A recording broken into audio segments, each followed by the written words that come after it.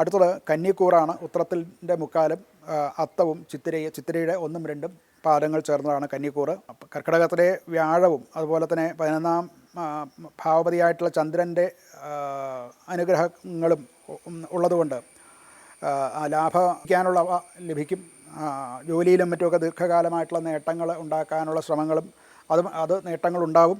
ബുധൻ്റെ വക്രഗതിയിലുള്ള നിൽപ്പ് കാരണം നേരത്തെ പൂർത്തിയാകാതെ വന്ന ചില പ്രവർത്തനങ്ങളോ അല്ലെന്നുണ്ടെങ്കിൽ ചില ഫയലുകളോ അങ്ങനെയൊക്കെയുള്ള കാര്യങ്ങൾക്ക് റിപ്പോർട്ടുകൾ ഇതൊക്കെ വീണ്ടും ശ്രദ്ധയിൽ വരും. അത് വീണ്ടും നമുക്ക് അത് തലവേദന ഉണ്ടാക്കാനുള്ള സാധ്യത കാണുന്നുണ്ട്.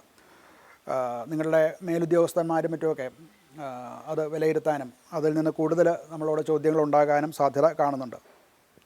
അതുകൊണ്ട് കുറച്ച് ശ്രദ്ധയോടുകൂടി ചെയ്യേണ്ട കാര്യമാണ്. പ്രത്യേകിച്ച് അക്കൗണ്ടിങ് രംഗങ്ങളിലും IT മുതലായിട്ടുള്ള ബാങ്കിങ് മുതലായിട്ടുള്ള മേഖലകളിൽ പ്രവർത്തിക്കുന്നവർക്ക് അങ്ങനെയുള്ള ചോദ്യങ്ങളുണ്ടാകാം. അത് ശ്രദ്ധിക്കേണ്ടതാണ്. വിദ്യാഭ്യാസ മേഖലയിലോ അല്ലെങ്കിൽ സർക്കാർ സേവനത്തിലോ ഉള്ളവർക്കൊക്കെ അനുകൂലം തന്നെയാണ്. പഴയ ക്ലയൻസോ കസ്റ്റമേഴ്സോ ഉള്ളവരിൽ നിന്നും ഉള്ളവർക്ക് നേട്ടമുണ്ടാകും. എന്നാൽ പുതിയ സംരംഭങ്ങൾക്ക് അല്ലെങ്കിൽ പുതിയ ക്ലയൻറ്റുകൾ കസ്റ്റമേഴ്സൊക്കെ വരാൻ അത്ര സാധ്യത കാണുന്നില്ല. 11ലാണ് വ്യാഴം. അതുകൊണ്ട് ധനാഗമം ഉണ്ടാകും. പഴയ കുടിശ്ശികകളും മറ്റുമൊക്കെ അത് കിട്ടാനും സാധ്യത കാണുന്നുണ്ട്.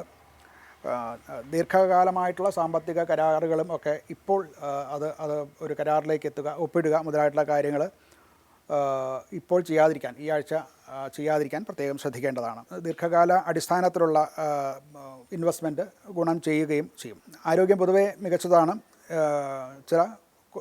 ചെറിയ രീതിയിലുള്ള കൂടുതൽ കൊണ്ടുണ്ടാകുന്ന ചില വിശ്രമക്കുറവ് മുതലായിട്ടുള്ള കാര്യങ്ങൾ മാത്രമേ ശ്രദ്ധിക്കാനായിട്ടുള്ളതുള്ളൂ. കുടുംബത്തിൽ സന്തോഷകരമായിട്ടുള്ള ഒരു അന്തരീക്ഷമാണ്. സഹോദരങ്ങളുമായിട്ടും ഒക്കെയുള്ള ചെറിയ ഭിന്നതകൾ ഉണ്ടായിരുന്നവ പരിഹരിക്കാൻ സാധിക്കുന്ന ഒരു സമയമാണ്. ചില കുടുംബസമേതമുള്ള യാത്രകളും മറ്റും ഉണ്ടാകാൻ സാധ്യതയുണ്ട്. ഇവർക്ക് പരിഹാരം എന്നുള്ള നിലയ്ക്ക് വിഷ്ണു സഹസ്രനാമം ജപിക്കുക. അതുപോലെ ബുധനാഴ്ച ദിവസം അവതാര വിഷ്ണു, അതായത് ശ്രീരാമൻ ശ്രീകൃഷ്ണൻ മുതലായിട്ടുള്ള അവരുടെ ക്ഷേത്രത്തിൽ പോവുക. അതുപോലെ പച്ച നിറത്തിലുള്ള പയർ അതുപോലെയുള്ള ആൾക്കാർക്ക് ദാനമായിട്ട് കൊടുത്ത് അവരുടെ അനുഗ്രഹം തേടുക.